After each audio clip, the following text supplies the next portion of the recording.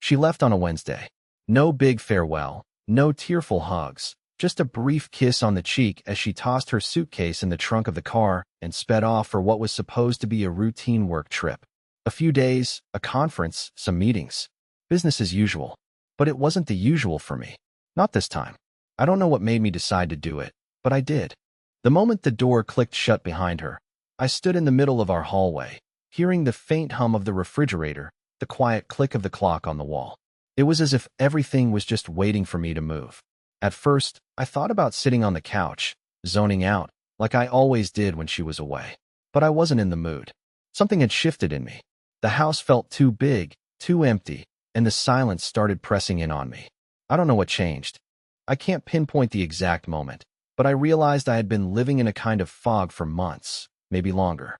The nagging feeling I had about her work trips, the late nights, the half-finished texts on her phone, the way she seemed so detached when I tried to engage her in conversation. All those little things that didn't make sense, all those little red flags that I had ignored. I didn't know what I was looking for, but I had to find it. I couldn't sit here any longer, pretending I didn't feel the distance growing between us. I couldn't ignore the way she had been acting like she was doing me some kind of favor just by being there.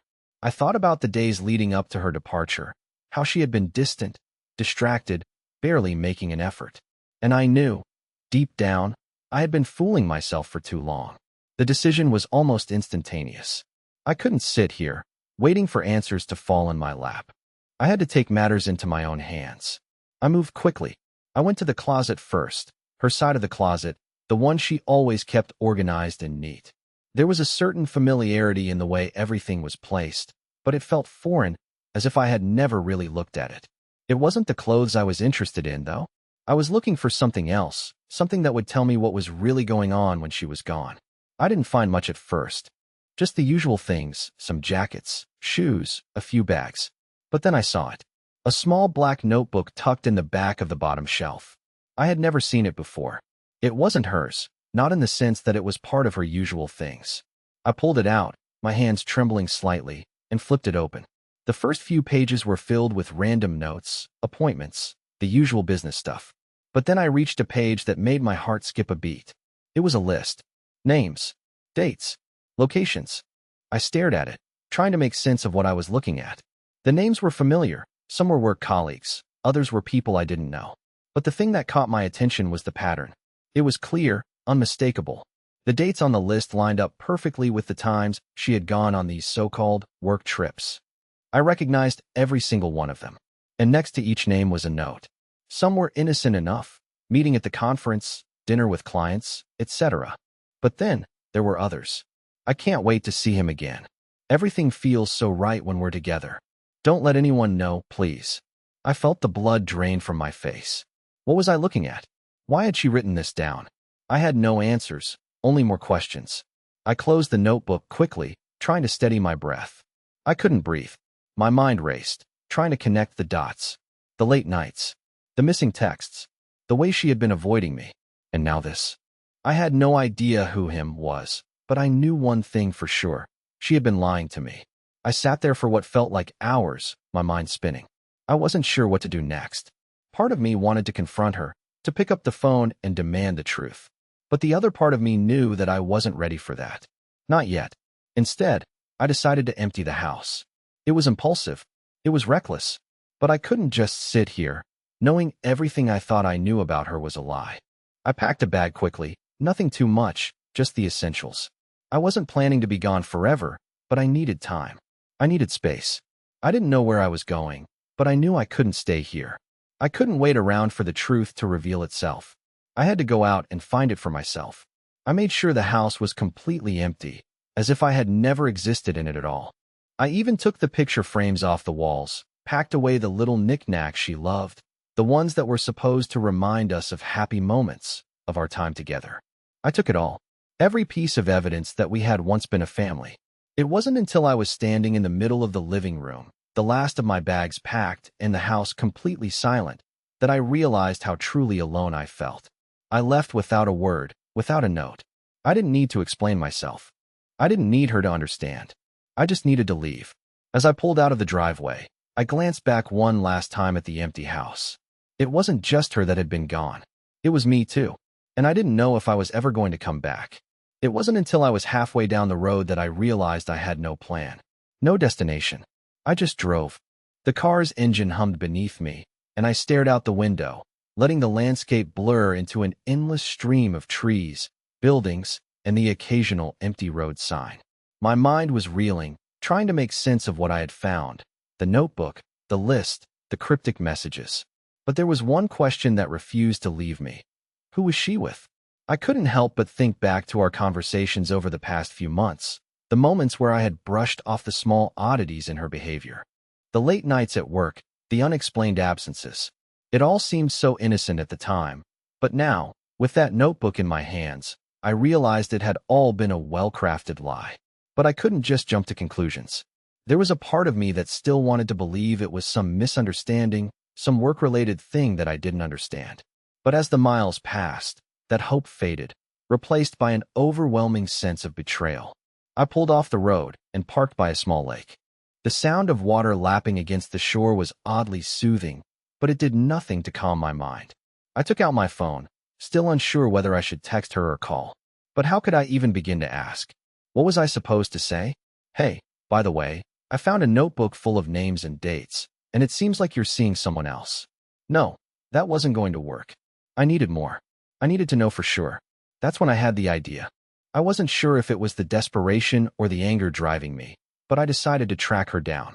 I hadn't gone far enough for her to be unreachable, and she was due back in a couple of hours. I could find out where she was, who she was with, and make sure I wasn't just imagining things. I went through her phone contacts, looking for someone who could give me answers. Most of her friends and family were listed there, but then I saw it, Adam Fields. The name from the notebook. He was there, in her contacts, with a heart emoji next to his name. My stomach churned as I stared at it, the implications of it sinking in. I took a deep breath and pressed call. It rang twice before he picked up. Hello. His voice was deep, casual, almost too calm. Hi. This is, Michael, I said, trying to sound normal. I was hoping to talk to you about Jenna. There was a slight pause on the other end. I could hear the hesitation in his voice when he replied. What about her? I felt the familiar lump in my throat. I'm her husband. There was another silence. This time longer. Listen, man, I don't know what you're thinking, but I think you should just let it go, Adam finally said, his tone shifting from friendly to defensive. I gripped the phone tighter. What do you mean, let it go? What's going on? Adam hesitated again before speaking slowly. Look, she's a great person. She deserves to have some fun. But, honestly, you're better off not knowing. His words hit me like a punch to the gut. Fun. What was he talking about? I had to hold back the wave of emotion threatening to spill over. Are you telling me she's been lying to me? Are you telling me you've been seeing her behind my back? He didn't answer right away. When he finally spoke, it was in a softer tone. I didn't want to hurt you, man. But yeah, she's been seeing me. She told me about you, about the marriage, and we connected. I felt my world tilt. The steady rhythm of the water outside was now a distant sound, drowned out by the ringing in my ears. It felt like someone had pulled the ground from beneath me. She had been seeing him, Adam, the whole time. All those late nights, the business trips. It had all been for him. I struggled to steady my voice. How long has this been going on? It's been a few months now. I know it's hard to hear, but she's not happy, man. She hasn't been for a while. I closed my eyes, taking in the weight of his words. A few months. That was how long she had been lying to me. How long she had been betraying me. It felt like a lifetime. I forced myself to hang up, the screen going black as I gripped the phone in my hands. It was over. Everything I thought I knew about her, about us, was a lie. But I wasn't going to let her get away with this. I wasn't going to be the fool anymore. I started the car and pulled back onto the road, my mind made up. I didn't know what was waiting for me when I got home, but I was done running. I was going to confront her. But I wasn't going to be the same man who kissed her goodbye that morning. No, something had changed in me. And now, I was going to make sure she knew that. The drive back home felt like an eternity. I barely registered the scenery, lost in my thoughts. My knuckles were white as I gripped the steering wheel, the weight of Adam's words still echoing in my mind. She hasn't been happy for a while. That line repeated over and over, like a haunting mantra. Was I really that blind? Was I so wrapped up in my own routine, my own life, that I missed everything? I used to think I knew her, really knew her, but now I felt like a stranger in my own home. When I pulled into the driveway, the house was eerily quiet. The lights were off, and the silence inside seemed to swallow me whole as I stepped out of the car. For a moment, I just stood there, staring at the front door. It was as if I was about to step into a different world, a world where everything I thought I knew would be turned upside down. I walked inside without a sound, taking in the familiar surroundings. The soft scent of her perfume still lingered in the air, and I could hear the faint hum of the refrigerator. But nothing felt real anymore. My eyes moved around the room, landing on the couch where we used to sit together. Now, it felt like a reminder of all the things I had missed, all the signs I'd ignored. And then I saw it. A small, black bag on the floor near the hallway. Jenna's bag, the one she always used for her business trips. I froze for a moment, then picked it up, my hands shaking. I didn't know what I was expecting to find. Maybe something to explain it all. Maybe an explanation that would make sense of this mess I found myself in. I opened the bag slowly, like I was afraid of what I might uncover. Inside, there was a laptop, a few notebooks, some documents. But then, tucked in the corner, I found something that made my blood run cold. A hotel keycard, the kind they give you when you check into a room. The date on the card matched one of the dates from the list in her notebook, the same night Adam had mentioned during our conversation. My heart skipped a beat as I realized what this meant. She had been at that hotel, that night, with him. The door creaked open, and I heard Jenna's voice calling out from the hallway. "Hey, I'm back." I stood frozen for a moment, staring at the key card. The cold reality of it all hit me harder than anything else had so far. She had been lying to me, hiding this from me. And now she was home, walking through that door like nothing had happened. I took a deep breath, trying to steady myself. This was it. The moment I had been dreading. But I wasn't going to run from it anymore. I wasn't going to pretend I didn't know what she had done. I walked into the living room, the tension thick in the air. She was standing there, her suitcase at her feet, a smile on her face. But when she saw me, the smile faltered just a bit. "Hey," she said, almost too casually. "I didn't expect you to be home already." I looked at her, my emotions swirling. Anger, hurt, betrayal. Everything. "We need to talk," I said, my voice low but steady.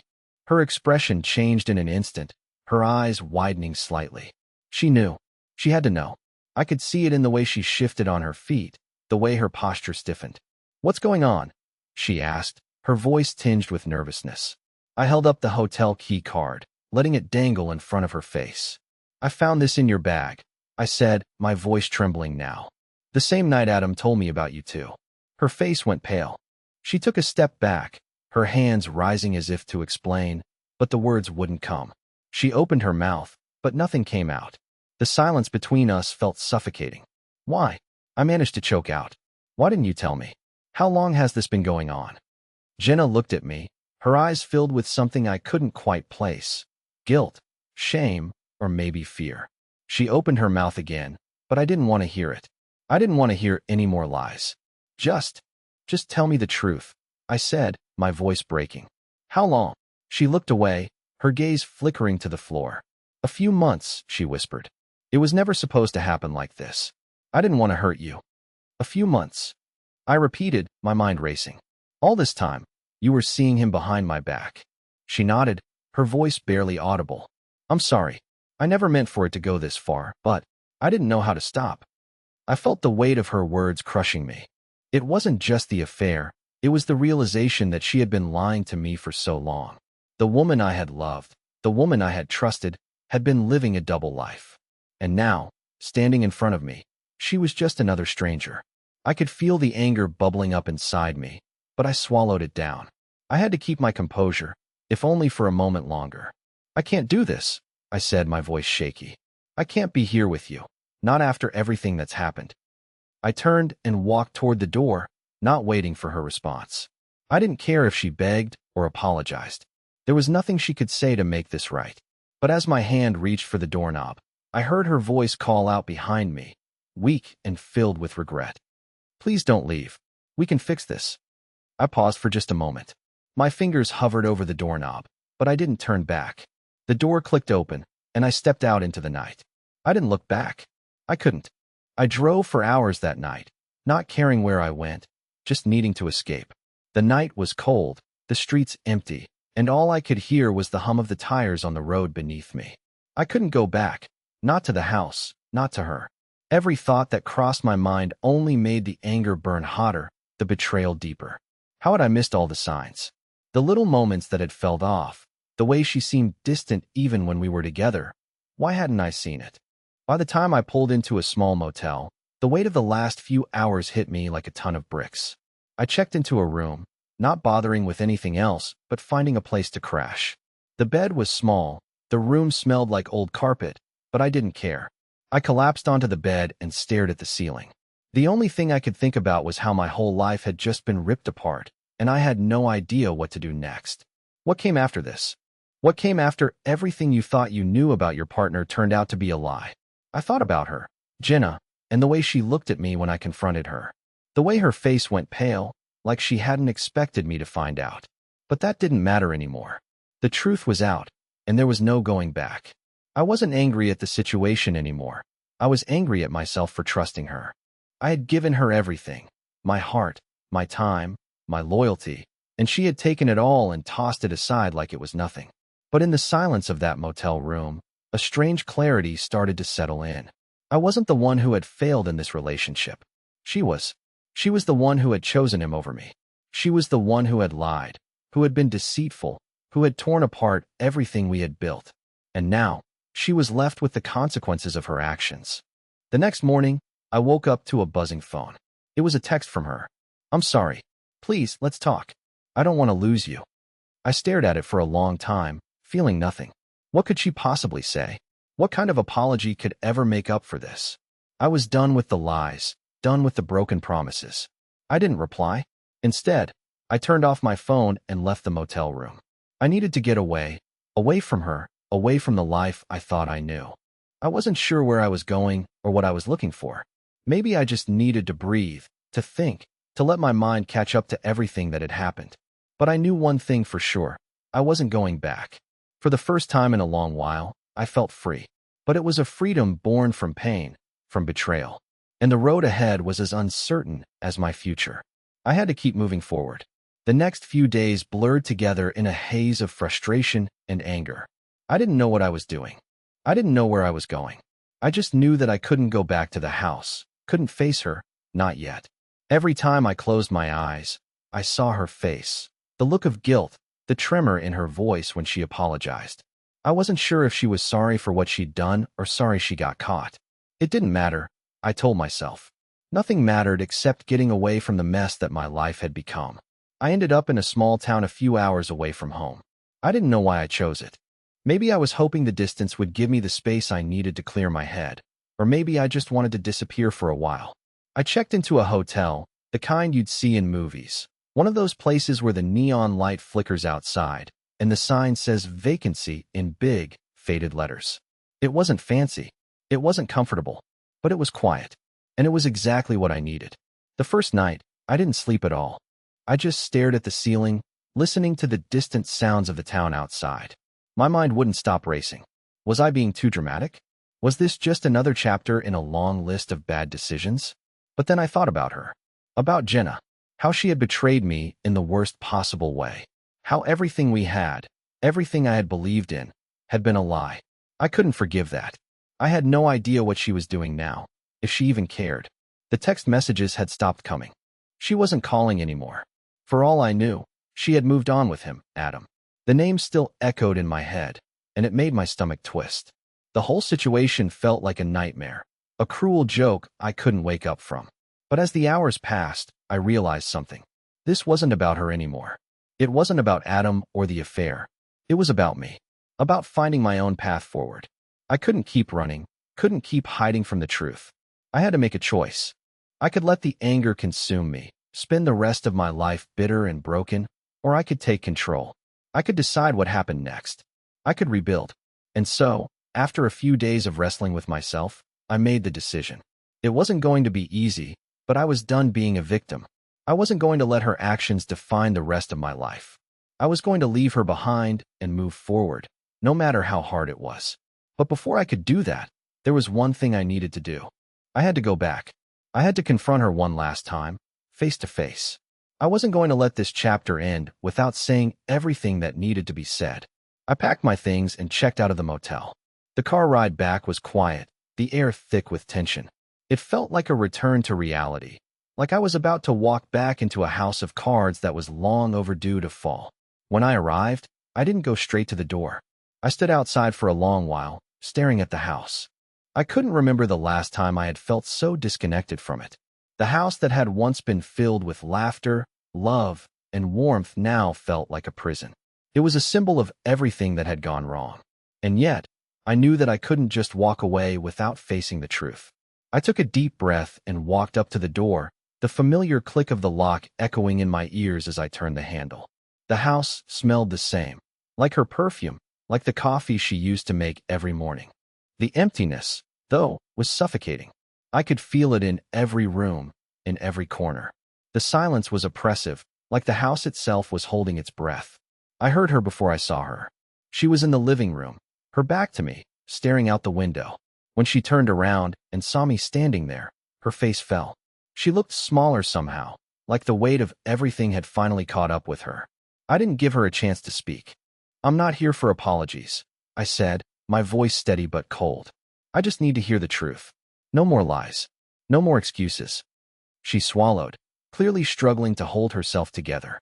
Her eyes were red, her face pale, but I didn't feel the sympathy I thought I would. All I felt was an overwhelming need to be done with this, to put it behind me. "I never meant for things to get like this," she said, her voice trembling. "I never wanted to hurt you, Michael." "But you did," I replied, cutting her off. "You lied. You destroyed everything. And for what? A few stolen moments with him?" She looked down at the floor, and for a moment, I almost thought she was going to break down. But I wasn't going to let her manipulate me again. Not this time. "I can't keep doing this," I continued, my voice hardening. "I can't keep pretending everything's fine. We're done, Jenna. I'm done." Her face twisted in disbelief, and for a moment, I thought she might argue, beg me to stay. But she didn't. She just stood there, silent, like she had finally realized that it was over. I didn't wait for her to say anything else. I turned and walked out the door. As I stepped outside, the weight in my chest lifted a little. It wasn't relief, exactly. More like the calm after the storm. I was still angry. I was still heartbroken. But for the first time in a long while, I felt like I had a direction. I didn't need her anymore. I was going to be okay. I drove away without looking back. The days that followed felt like they were suspended in time. I stayed in that small town for a while longer, not really doing anything except think. My mind kept going back to that final confrontation, her face, her silence, the way she stood there as I walked out. I thought it would bring some kind of closure, but it didn't. The anger didn't go away, nor did the hurt. But something else did settle in, emptiness. A void where once there had been love, trust, and comfort. I spent my time walking the streets of the town, trying to escape the thoughts that kept circling in my head. I tried to fill the space with distractions, reading, eating at strange diners, watching people go by, as if I were some kind of spectator to my own life. The irony of it hit me later. I was running, but not from her. I was running from myself. From the man I had become in this mess. From the person who had let all of this happen. One evening, I sat at a bar, nursing a beer and scrolling mindlessly through my phone. The silence of the small town wrapped around me, broken only by the soft hum of a TV in the corner and the clink of glass on the counter. And that's when I saw it. A notification popped up on my phone, an email. It was from her. My fingers hovered over the screen for a long moment. Part of me wanted to ignore it, to delete it, to pretend like she didn't exist anymore. But I couldn't. Not completely. The curiosity, the desire for answers, it was too strong. I opened the email. It was short. Too short. Just a few lines. "I know I hurt you. I don't expect forgiveness, but I need you to know that I am sorry for everything. I never meant to hurt you, Michael. You were always my everything." I stared at it, my heart beating faster as a wave of anger surged through me. The words felt hollow. There was no sincerity in them, just desperation. A plea to ease her guilt, to make her feel better. But I couldn't allow myself to be drawn in again. I hit the delete button, watching as her words disappeared into the void. I knew it was the right thing to do, but even as I did it, there was a part of me that felt something break inside. Maybe it was pride. Maybe it was the remnants of the love I once had for her. Either way, it didn't matter anymore. The truth was out, and nothing could change what had happened. The next few days passed in a blur. I left the small town, headed back to my old life, but nothing felt the same. The house, my house, didn't feel like home anymore. It was just an empty shell.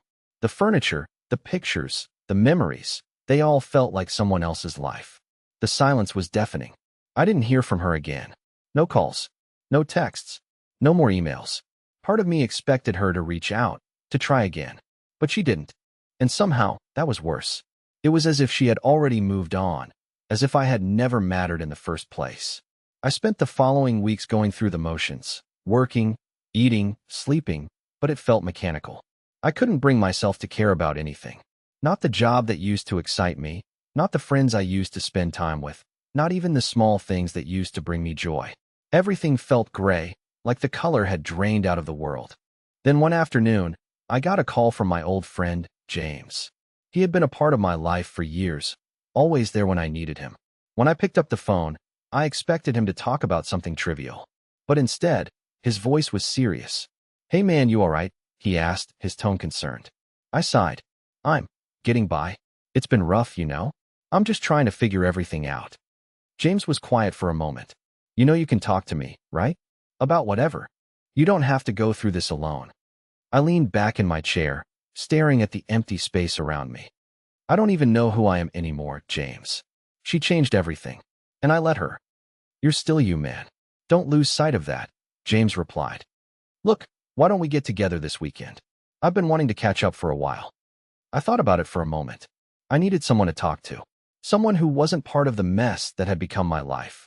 Someone who could remind me of who I was before all of this. "Yeah, I think I could use that," I finally said.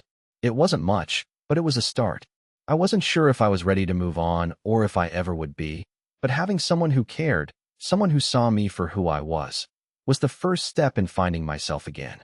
And for the first time in weeks, I felt a small glimmer of hope. I met James that Saturday at a local coffee shop, a place we used to visit back when things felt simpler. The small tables, the clinking of cups, the murmur of quiet conversation.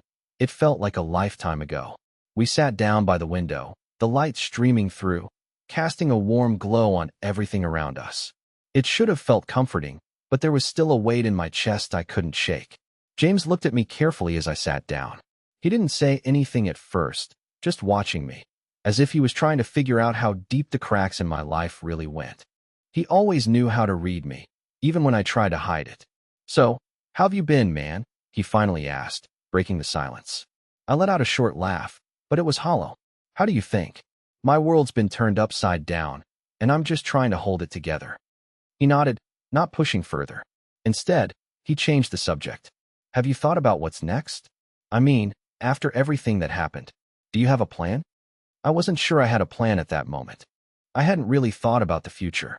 Every day felt like a blur, an endless cycle of trying to ignore the pain, trying to ignore the emptiness. "I don't know," I said honestly. "I guess I'm just existing right now. I'm not sure what comes after this." James leaned in slightly, lowering his voice. "You can't keep running, Mike. Eventually, you'll have to face it." I swallowed hard, the words hitting too close to home. I'd been running from the pain, running from the betrayal, running from the life I thought I had. I didn't want to face it. I didn't want to confront the reality of what had happened. But deep down, I knew he was right. I couldn't hide forever. Later that day, after James and I parted ways, I drove back home. The house was still empty, still silent. I hadn't been able to bring myself to change anything, no matter how much I wanted to. The house was a reflection of the life that had crumbled around me. It was hard to imagine it ever feeling like home again. But something inside me shifted as I stood in the doorway. I wasn't just going to sit here anymore. I wasn't going to let this defeat me. I needed closure. Not just with Jenna, but with myself. The next morning, I called her. I wasn't sure what I was expecting when I called her, but when the phone rang and she picked up, a knot twisted in my stomach. There was no turning back now. "Michael," she said, her voice quieter than usual. "I wasn't expecting you to call. I didn't waste time with small talk. We need to meet. I'm coming over." There was a long pause on the other end. Then she replied, "Okay, I'll be home." When I arrived at the house, it felt different. The air between us was charged, heavy with unspoken words and regret. I hadn't seen her in weeks, but nothing had changed. She was still the same woman who had shattered my trust, the same person who had betrayed everything we had. She opened the door slowly, her face a mix of apprehension and guilt. I didn't need to hear her apologies again. The truth was clear enough now, but I needed to say what I had to say. "I'm done," I said, looking her straight in the eyes. "This is over. For good." Her eyes widened, as though she thought maybe I'd come to forgive her, to give her another chance. But there was no chance left. "Please," she started, her voice cracking. "I'm sorry, Michael. I never meant to hurt you. I didn't." "Stop," I cut her off. "You made your choice, Jenna. And now it's time to face the consequences." I had already made sure everything was in place. It wasn't about revenge. It was about showing her that actions have consequences, that you can't just destroy someone's life and walk away without facing the repercussions. I had spoken to a lawyer a few days earlier, just to understand my options. She didn't know it yet, but the divorce papers were ready. I had already signed them. Her face paled as she saw the envelope in my hand. "Michael, please. I love you. I never stopped loving you." I felt a flicker of something, maybe pity, but it was gone almost as quickly as it appeared. "You don't get to say that," I said coldly. "Not after everything." I handed her the papers. She looked at them, her hand shaking. There was no denying it. She was losing everything. "I never wanted it to end like this," she whispered, her eyes filling with tears. "I swear, I never meant to fall in love with him." I didn't answer her. There was no point in explaining, no point in trying to salvage a relationship that had been destroyed by lies. "You already made your choice, Jenna. Now live with it." I turned and walked toward the door, not looking back. I had finally found my peace, not because of her apology, but because I knew I had done the right thing. I wasn't going to let her break me, not anymore. As I stepped outside, the weight I'd carried for so long began to lift. I wasn't the same person who had been desperate for her love, desperate to fix everything. I was stronger now, not because I had beaten her, but because I had chosen myself. The days that followed were difficult, but I finally felt like I was moving forward. I started focusing on things that mattered to me again, my career, my friends, my own happiness. It wasn't easy, but I was healing. I knew it would take time, but I was no longer afraid of what the future held. Months later, I ran into her again. It was at a mutual friends gathering, and when I saw her, I was surprised by how little I felt. She had that same look in her eyes, the one that used to make my heart race. But now it meant nothing. She was a stranger, a woman who had chosen someone else, who had betrayed my trust. She walked up to me, looking almost desperate for some kind of recognition, some kind of forgiveness. But I just looked at her and smiled. "I hope you're happy," I said, my voice steady. "I hope you find what you're looking for." And then I walked away. It was the first time I truly felt free. Free from the pain, free from the past. As for Jenna, life went on for her too. But things didn't turn out the way she had hoped. The man she had chosen over me, he wasn't there when she needed him most. Things fell apart for them. He disappeared from her life just as quickly as he had appeared, leaving her with nothing. Karma, I suppose. But as for me, I found peace. I found strength in myself that I never knew I had. I was finally moving forward, no longer weighed down by the past. And that, in the end, was the greatest revenge of all.